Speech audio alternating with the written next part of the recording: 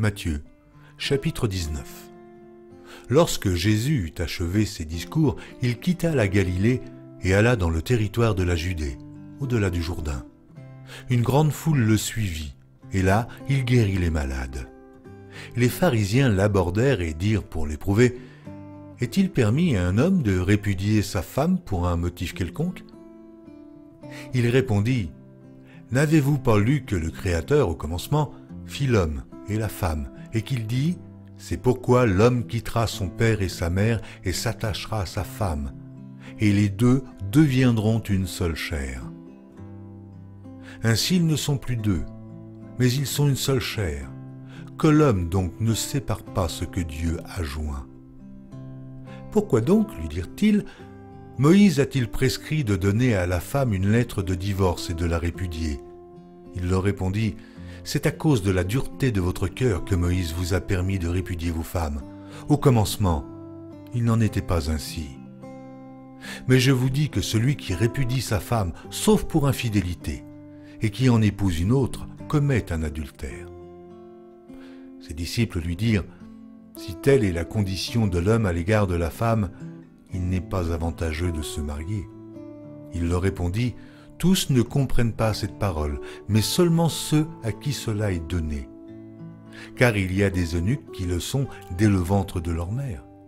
Il y en a qui le sont devenus par les hommes. Et il y en a qui se sont rendus tels eux-mêmes à cause du royaume des cieux. Que celui qui peut comprendre, comprenne. Alors on lui amena des petits-enfants, afin qu'il leur imposât les mains et pria pour eux. Mais les disciples les repoussèrent.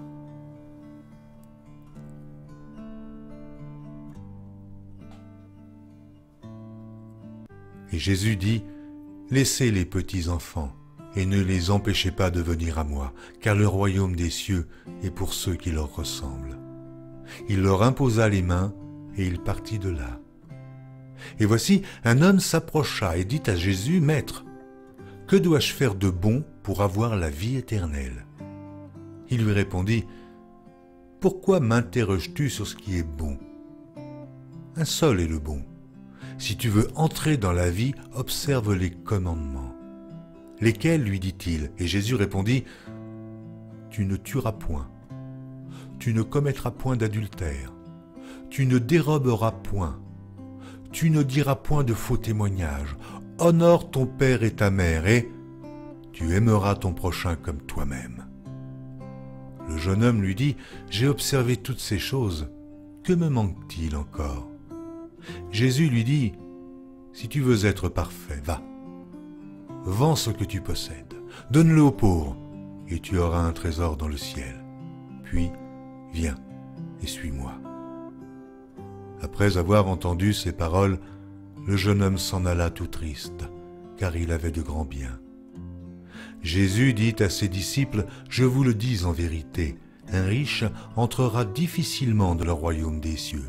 Je vous le dis encore, il est plus facile à un chameau de passer par le trou d'une aiguille qu'à un riche d'entrer dans le royaume de Dieu. » Les disciples ayant entendu cela furent très étonnés et dirent, « Qui peut donc être sauvé ?»